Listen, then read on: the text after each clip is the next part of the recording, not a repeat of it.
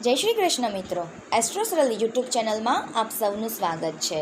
તો આજે અધિક માસની વાર્તા 26મી છે, પ્રસાદની વાર્તા। રૂપનગરીનો રાજા મહાપાતકી હતો, પાપ કરવામાં પાછું વળીને ન જોતો। પ્રજા ત્રાહ્ય થઈ ગઈ હતી। ક્રૂર અને ઘાતકી રાજાના ઉગ્ર સ્વભાવથી નગરના લોકો ગળે આવી ગયા હતા। રાજા જેટલો ઘાતકી હતો એટલી જ રાણી ધર્મિષ્ઠ હતી। રાજા જેટલા પાપ કરે એનાથી બમણા રાણી પુણ્ય કરે। પંખીને ચણ, પશુને ઘાસ અને ભૂખ્યાને ભોજન દે, એમ કરતાં રાજા પ્રૌઢ થયો। શરીરની શક્તિ ક્ષીણ થઈ ત્યારે રાજાને પાપના પડછાયા ડરાવા લાગ્યા। રાજા ઊંઘમાંથી ઝબકીને જાગી જતો, કરેલા પાપ યાદ કરીને રડતો। રાજાને ક્યાંય ચેન પડતું ન હતું, નર્કનો ભય એને સતાવ્યા કરતો હતો। એકવાર રાજાએ વિચાર કર્યો કે આખી જિંદગી પાપ કર્યા, હવે મોત આવે એ પહેલાં થોડું પુણ્ય કરી લઉં। માણસને ધોળા આવ્યા પછી જ જ્ઞાન થાય છે। રાજા તો પુત્રને રાજપાટ સોંપીને ચાલી નીકળ્યો। એના પગલે પગલે રાણી ચાલી, જ્યાં પતિ ત્યાં સતી। પહેર્યા કપડે અને ઉઘાડા પગે રાજા રાણી વનમાં આવ્યા। પગમાં કાંટા વાગે છે, વસ્ત્રો જાડી ઝાંખરીમાં ભરાઈ જવાથી ફાટી ગયા છે। ભૂખ્યા અને તરસ્યા રાજા રાણી વનની વચ્ચે આવ્યા અને તપ કરવા માટે કોઈ સારી જગ્યા શોધવા લાગ્યા। ત્યાં જ એમની નજર એક 4 હાથવાળા બ્રાહ્મણ પર પડી।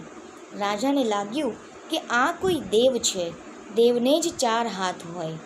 રાજા તો દોડીને બ્રાહ્મણના પગમાં પડી ગયો અને કહેવા લાગ્યો કે હે દેવ, હું મહાપાતકી છું, મને બચાવો।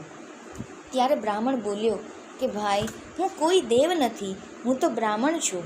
આગળ જતાં ઘણાય 4 હાથવાળા માણસો જોવા મળશે તને। રાજાને લાગ્યું કે આ વાતમાં કોઈ ભેદ છે, તેથી એ બ્રાહ્મણને આગ્રહ કરીને પૂછવા લાગ્યો। ત્યારે બ્રાહ્મણ બોલ્યો કે થોડા દિવસ પહેલાં હું તપ કરવા અહીં આવ્યો ત્યારે મેં 4 હાથવાળા ગોવાળને જોયો। પહેલાં તો મને ડર લાગ્યો, પણ પછી હિંમત કરીને એની પાસે ગયો। એ ગોવાળ મને આંબાની ઘટા પાછળ લઈ ગયો। ત્યાં કનકનો પહાડ હતો। એ પહાડ પર પુરુષોત્તમ પ્રભુનું મંદિર હતું। એ મંદિરનો મહિમા એવો છે કે જે કોઈ ત્યાં પ્રસાદ લે એના 4 હાથ થઈ જાય। મેં પણ ત્યાં પ્રસાદ લીધો। આ સાંભળીને રાજા આજીજી કરવા લાગ્યો કે હે ભૂદેવ, મને પણ ત્યાં લઈ જાઓ, કદાચ ત્યાં મારા પાપનો ભાર હળવો થાય।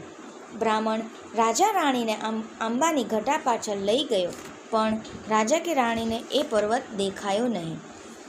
રાજા કહે કે ક્યાંય પર્વત તો દેખાતો નથી। તો બ્રાહ્મણ બોલ્યો કે હે રાજા, એ દેવતાઈ પહાડના પુણ્યશાળીને જ દર્શન થાય છે।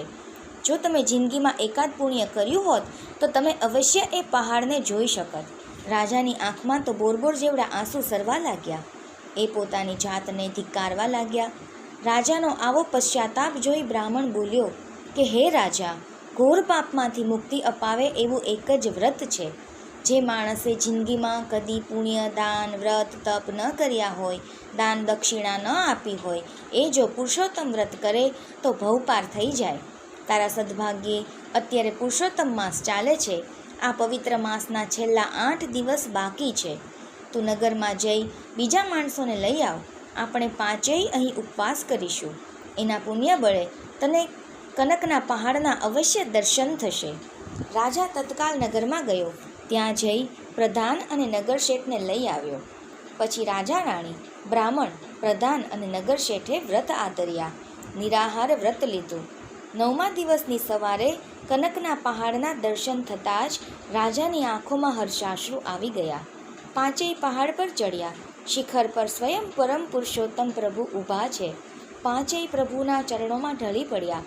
પ્રભુના દર્શન થતાં જ મનુષ્ય અવતાર સફળ થઈ ગયો।